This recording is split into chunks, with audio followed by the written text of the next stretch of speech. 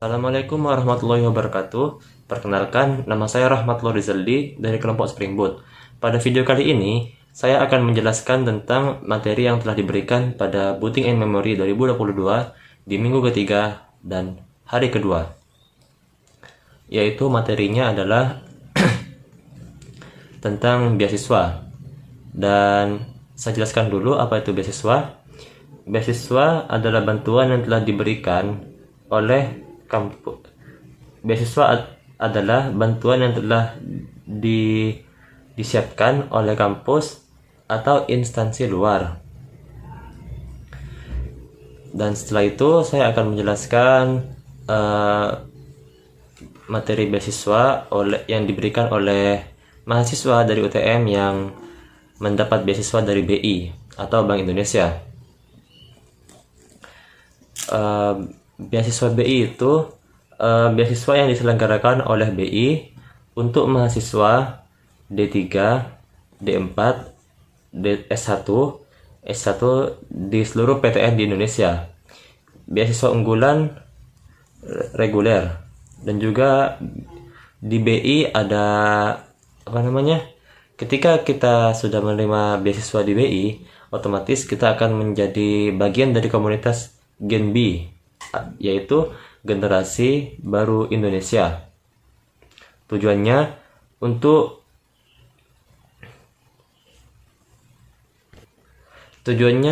mengupgrade diri di bidang soft skill dan juga hard skill. Dan juga tujuannya untuk meningkatkan kualitas pendidikan di Indonesia.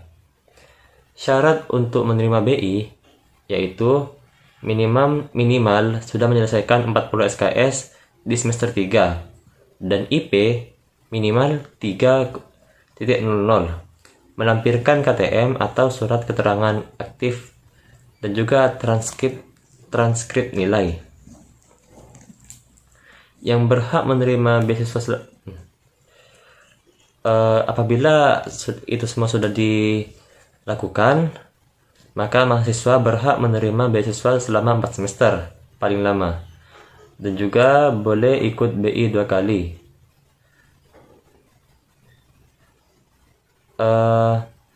Untuk menerima beasiswa tersebut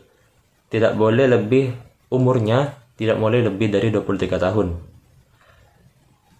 Dan selanjutnya saya akan menjelaskan materi yang telah diberikan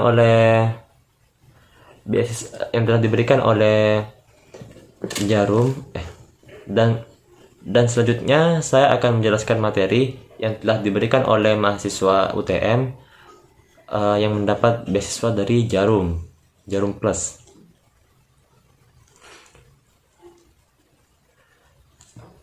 Benefit yang diterima dari mahasiswa yang mendapat beasiswa dari Jarum Plus adalah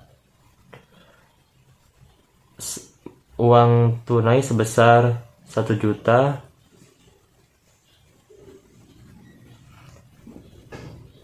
selama 12 bulan. Terus juga soft skill, networking, dan juga lain-lain. Kriteria untuk menerima beasiswa dari Jarum Plus adalah IPK minimal 3,40 dan juga aktif organisasi, dan misi untuk mengembangkan IQ mahasiswa, dan juga misinya untuk meningkatkan IQ mahasiswa. Tetapi ada juga di BI itu di Jarum itu apabila ingin menerima beasiswa tersebut ada seleksinya juga, yaitu seleksinya online. Syaratnya registrasi online, pendaftaran semester, dan juga pendaftarannya di semester keempat, mengirim data administrasi, tes attitude, interview, dan juga diharapkan mempunyai soft skill yang seimbang dengan hard skill.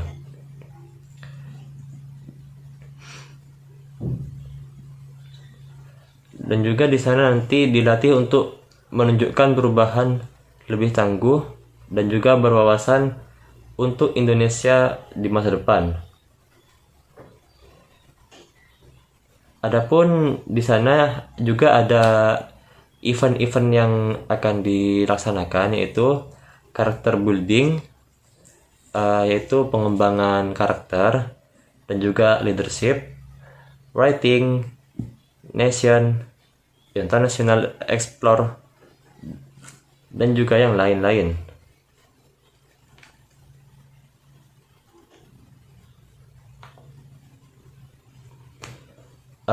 Untuk materi beasiswa hanya segitu saja.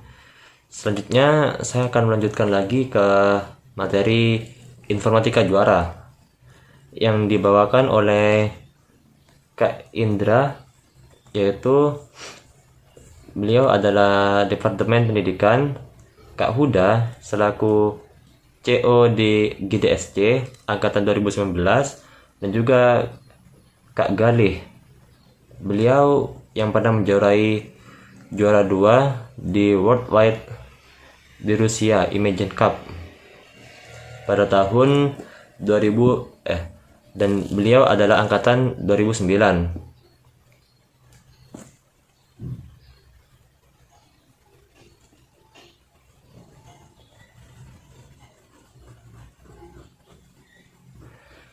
Gerakan Informatika Juara adalah suatu proker himatif yang menghimpun mahasiswa informatika yang ingin mengikuti lomba.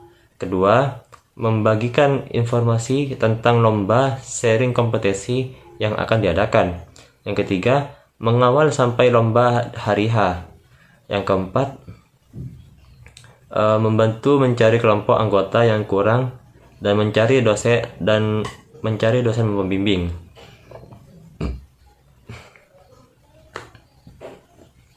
Berikut adalah materi yang diberikan Kak Huda. Kak Huda pernah mengikuti Gemastik dan juga beliau adalah winner Swift Developer Student Challenge pada tahun 2020 di Apple. Dan beliau sekarang adalah pengurus di bagian CO GDSC. Beliau belajar ekosistem dari Apple.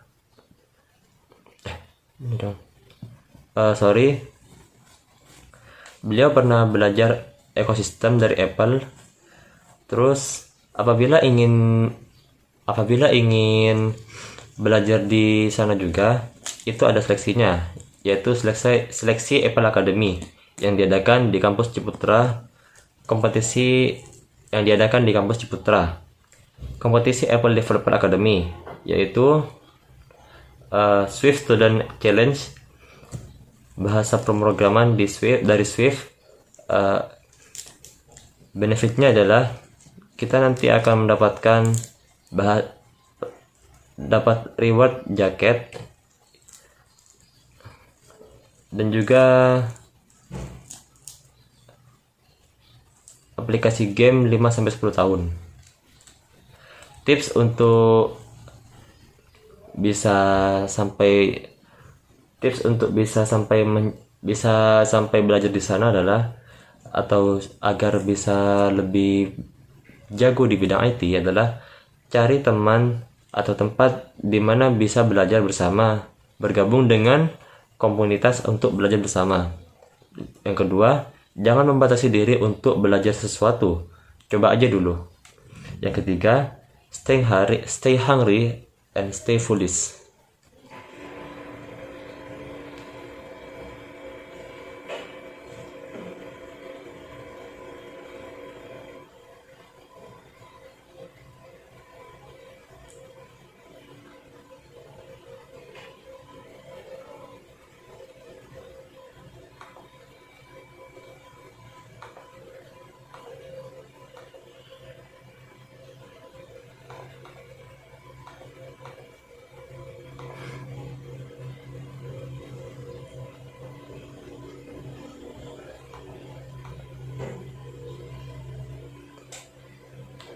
Setelah ini saya akan menjelaskan materi yang telah diberikan oleh Kak Galih yang pernah menjuarai perlombaan di Rusia pada tahun dari angkatan 2009. Beliau sudah punya apa namanya sudah sekarang sudah punya perusahaan sendiri yang bergerak di bidang industri game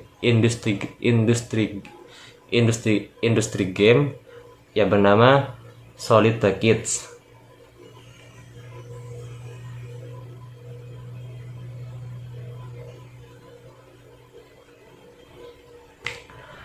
Adapun apa namanya Adapun yang prestasi yang pernah diraih oleh Kak Galih adalah beliau pernah menjuarai Nokia MGDW 4 pada tahun 2012 dan Gold model Nokia Lumia F Olympic pada tahun 2012, Nokia Developer VIP pada tahun 2012, ID Winner Game Competition Microsoft Imagine Cup Indonesia pada tahun 2013, juara kedua Worldwide Microsoft Imagine Cup di Rusia pada tahun 2013, selected as top developer Intel Innovation Day Indonesia pada tahun 2013, Tutor second winner Worldwide Microsoft Imagine Shuttle di USA pada tahun 2016.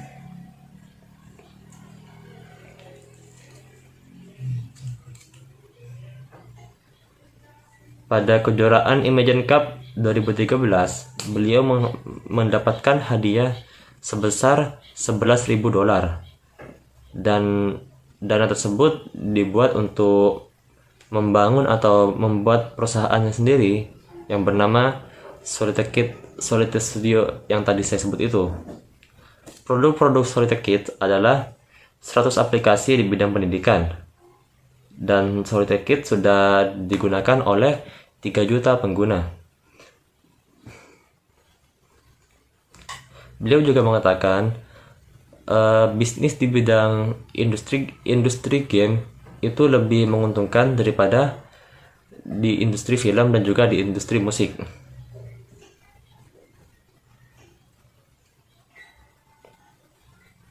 Dan juga dia menyampaikan ada perusahaan atau industri yang bernama C Group, dan industri itu sudah mempunyai 3 aplikasi, yaitu Shopee, C Money, dan juga Garena. Garena itu bukti bahwa industri game itu sangat banyak menguntungkan sekali, hingga Garena bisa mampu mensubsidi Shopee. Selanjutnya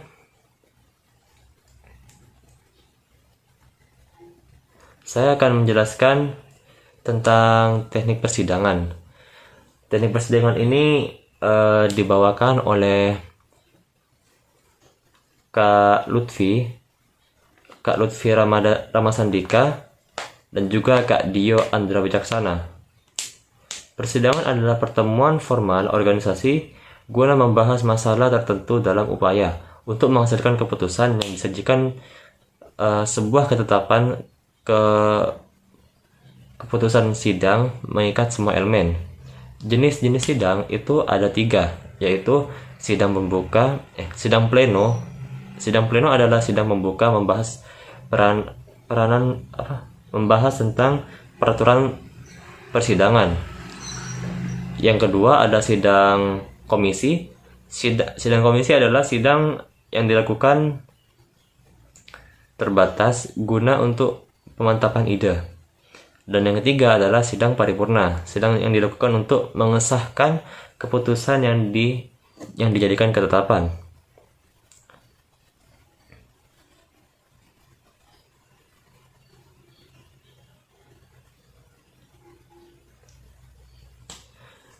Berikut ada beberapa istilah dalam sidang, yaitu scoring.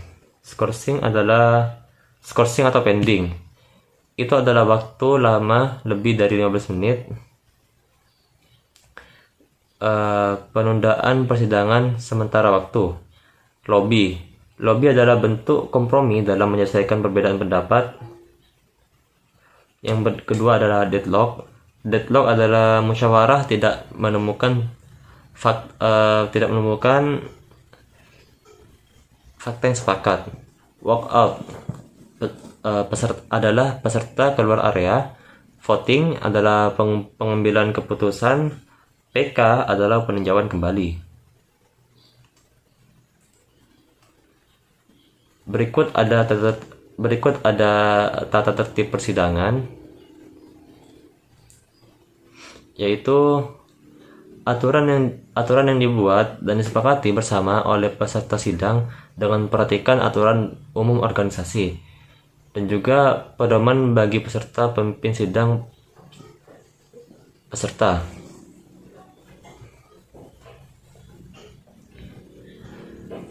Terus juga ada peserta sidang penuh. Peserta sidang penuh itu ada hak bicara yang bertugas bertanya dan berpendapat, ada hak suara untuk ikut ambil bagian dalam pengambilan keputusan, ada hak memilih untuk menentukan pilihan dalam proses pemilihan, ada hak dipilih untuk dipilih dalam proses pemilihan. Peserta sidang peninjau adalah hak bicaranya untuk bertanya atau berpendapat. Pimpinan sidang itu ada 3 presidium. Presidium adalah pimpinan sidang yang dipilih untuk sidang pleno dengan kriteria presidium. Yaitu presidium. Berikut adalah tugas-tugas presidium, yaitu Presidium 1 dipilih oleh peserta, Presidium 2 bertugas untuk memimpin persidangan, Presidium 3 untuk menjalankan tata tertib. Presidium 1 adalah ketua pimpinan, Presidium 2 adalah sekretaris, Presidium 3 adalah notulensi atau mencatat aturan pada ketukan palu. Berikut adalah arti dari setiap ketukan palu. 1 kali ketukan adalah mengesahkan keputusan sidang poin per poin dan juga mencabut kembali. Yang kedua, 2 kali ketukan untuk skorsing maupun pending atau mencabut dalam waktu 1 kali 15 menit dan 2 kali 15 menit misal istirahat. Ketukan ketiga kali pada pembukaan dan penutupan sidang serta pengesahan. Baik, itu saja yang bisa saya sampaikan pada video kali ini. Apabila ada kesalahan, saya mohon maaf. Saya pamit. Assalamualaikum warahmatullahi wabarakatuh.